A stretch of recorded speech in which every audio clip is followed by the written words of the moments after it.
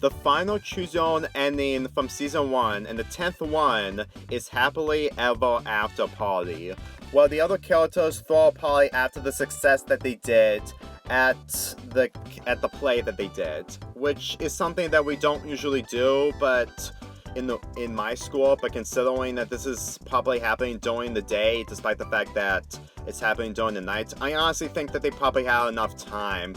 I think this was happening at 7:30 or something, while the plays that I went through ended like at 9 or 10. I don't know what people do in the real world involving plays like this, and I can actually see this happening in real life, but at the same time, there is so much for me to understand what other schools do when it comes to the rules and parties that they do. So anyway, the issue is that the Kiyomaka sales are depressed because, for one, they don't have the projector, which is the pictures were taken while doing the play itself. And just to get this out of the way, in the reality ending, they actually say that the Kiyomaka sales are existence in Equestria Girls. Yeah, it took me 4 years to realize that, despite the fact that Kiyomaks do not exist in Equestria Girls, but apparently they kind of do because reality mentioned the Kiyomaka sales. I'm really confused on that, mainly the fact that this is humans we're talking about, and humans do not get Kiyomaks. But then, I'm probably going to learn the fact that the word human does exist in the Equestria Girls eventually if I did see something, and I'm really overthinking about this. Let's just get to the endings before I completely get confused. So anyway, one of the endings involves Applejack Rainbow Dash just trying to get the projector from Cranky Doodle, since that he doesn't want anyone to take his projector even after the play is over. Mainly the fact that is his projector. But I'll get to that once I get to Rarity's ending. So anyway, Applejack's ending is involving her just trying to be like Cranky Doodle by being cranky, while also distract him long enough so that the Kiyomaka sales can get the projector before as long as they don't get caught. And they succeed. And as for the ending of this, it involves Cranky Doodle completely happy that someone found his flashlight, which is something that the Kiyomaka sales use as a fake projector, as you see right there. Yeah, I honestly think that this ending is kind of humorous, but if you really want to see Applejack just trying to be very, then there you go. Here's your ending involving Applejack. And as for Rarity's ending, I honestly think that her ending is just basically just talking sense, because if this was actually Cranky Doodle's projector all along and he was borrowing it to school, I honestly think that this ending won't work. But considering that this is pretty much Canterlot High's property, I honestly think that he's really out of his mind most of the time and just being a bit strict on just trying to keep the projector in his possession. And for me, who isn't really interested in Cranky Doodle, I can really tell that the looks on the Kiyomaka sales really goes to show that that's not really Cranky Doodle's projector whatsoever. And that's really saying a lot. And the dialogue that Rarity is doing in this, I honestly think that she's just trying to be honest, like Applejack. So whenever I actually see her in the dialogue that she's saying in front of Cranky Doodle, I honestly think that that's something that people will usually act casual after all the hard work that they did in the play that they've been working on in the last several shorts of Choose Your Own Ending. So I honestly found this ending a lot more entertaining because, geez, Rarity is just trying to do the right thing for the Kiyomaka sales after the pictures that have been taken of the play in the backstage, in the behind the scenes. Because let's be honest, that's what people do. We take pictures during the production of the play, so whenever we actually see this kind of stuff, it actually kind of works.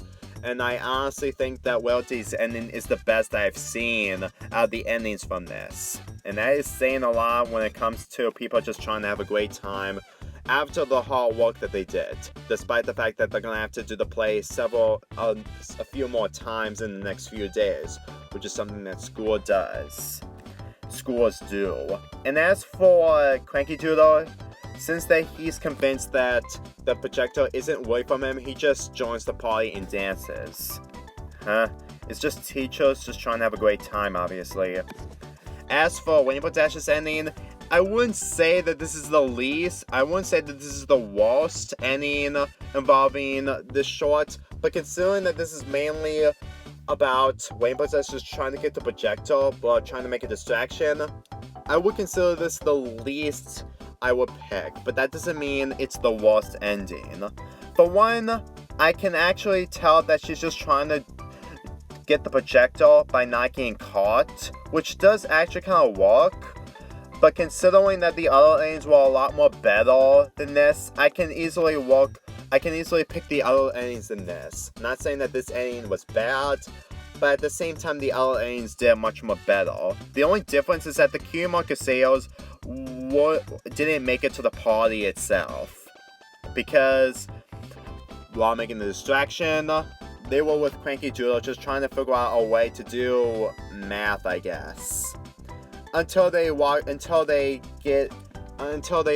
sneak out here to get back to the party. Yeah, I would consider this the least picking. So what are my opinions on the final Choose Your Own ending from Season 1?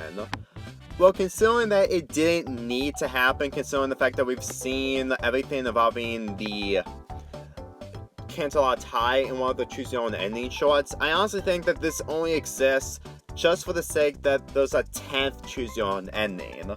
And in me personally, it's not an issue if Hasbro wants to have 10 Choose Your Own endings, but the way they do them, they had to figure out some other alternatives in order to make this work. Which isn't a problem if you're really interested in this kind of stuff. But I highly doubt that there was ever a party after the play was over with. Although all we ever had was a gathering in the main hallways, which is the entrance to the auditorium itself. So this didn't need to exist, but for what it is, it's still good. I can actually think that this is better than the last short, without any of the questions being answered, other than the fact that why there's a party after the play itself. But at the same time, if this actually happens in the real world, which I think it does, it can work. I can easily see that. And for what this short can do involving the characters, mainly Rarity, who is Sweet Belle's sister, Applejack, who is Apple Bloom's sister, and Rainbow Dash, who is not really Scooby-Doo's sister, but basically Io to Scooby-Doo.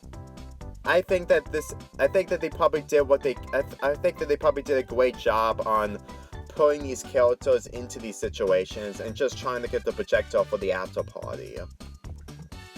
So I give this a 7.75 out of 10. And that's all the Choose Your Own endings and all the shorts I reviewed from Season 1. There are only 2 more videos, and the next video I'm going to be uploading eventually, either tomorrow or the next day, depending on what happens, is my analysis video about Equestria Girls' only breakthrough. I'll see you guys next time, as we're getting close to the end of Equestria Girls Month.